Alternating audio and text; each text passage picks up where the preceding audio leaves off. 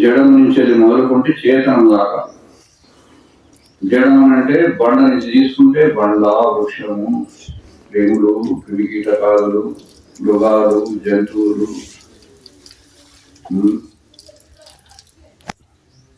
పశుపక్షాదులు, ఈ విధంగా తీసుకుంటే మానవ జన్మ వచ్చింది.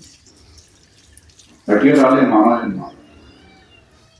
మనం ఆ 84 లక్షలుగా మంచి పుణ్యకార్యాలు చేస్తుంది మానవ జన్మ మనకు ఒక మారు ప్రసాదించుడు. 84 లక్షలు అంటే ఎన్నో యుగాలు కావాలి మానవ జన్మ రావాలంటే. మనకు అదృష్టవశాత్తు ఇప్పుడు మానవ జన్మ వచ్చింది. ఎలవాక ప్రణవాసంలో ఆయన యొక్క స్మరణలో, భగవంతుని స్మరణలో ఈరోజు ఏది ముక్కోటి ఏకాదశి సందర్భంగా మనం ఏదో ఒక మంచి విశేషమైన రోజు మన పుణ్యం జరుగుతుంది అనే విషయం వచ్చినాం. అంతే కదా. మనకి ఇక్కడ 4 సత్సంగులు జరుగుతున్నాయి. 2 ఏకాదశులు, పౌర్ణమి, అమావాస్య ప్రతి నెల. ఈ విధంగానే 3 అధ్యాయాల పారాయణం, సహస్రనామ పారాయణం, లలితా సహస్రనామ పారాయణం, ధ్యానం, కీర్తనలు, మహాత్ముల ప్రవచనాలు ఇవన్నీ ఉంటున్నాయి. భగవంతుడు మానవ జన్మ ఎందుకు ఇచ్చిండు అని అంటే ఇటువంటి సత్సంగాలు ఏది మనం వినియోగించుకోవడానికి. గృహస్థ జీవనం, ఆధ్యాత్మిక జీవనం 2 మన అవసరం లేదు మాట ఇది. అందుకే ఫోన్ అక్కడ పెట్టింది, సీరియల్ పెట్టింది.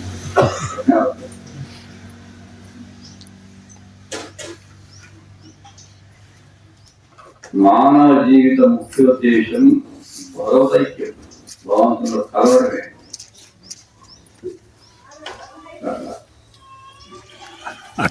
భగవంతునికి దగ్గర అవడం, భగవంతుడు కలవడం, ఇది ప్రధానమైనటువంటి ముఖ్యోద్దేశం.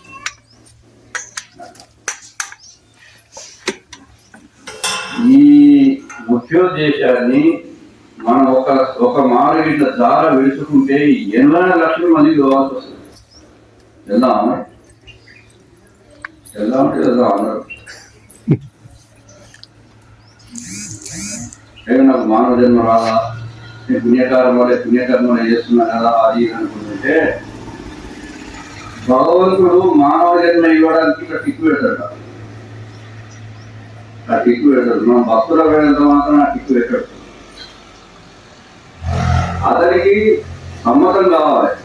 ఇతను పర్వాలేదు, ఈయన జీవితంలో ఏది ఎక్కువ శాతం నా స్మరణలో జీవితాన్ని గడిపిండు, నా సేవలో జీవితాన్ని గడిపిండు. ఏ విధంగా స్వార్థము, అహం లేకుండా గడిపిండు. మనం ఏదో కోరికలతో దేవుణ్ణి పూజిస్తాం, సేవిస్తాం, దాన ధర్మాలు చేస్తాం, పుణ్యకార్యాలు ఏదో చేస్తాం కోరికలతో. లేదు, భగవంతుని గురించి సేవ చేసేదే నిజమైన సేవ. ఆయన గురించే చేయాలి, కోరికలు. అయ్యా ఇది నాకు జన్మ ఇచ్చినావు, ఈ జన్మ నీ సేవ కొరకే అనేటువంటి భావనతోటి, నీ గురించే, నీ సేవకే అనే భావనతోటి మనం సేవ చేసినట్టయితే అప్పుడు అతని దృష్టిలో పడుతున్నాం.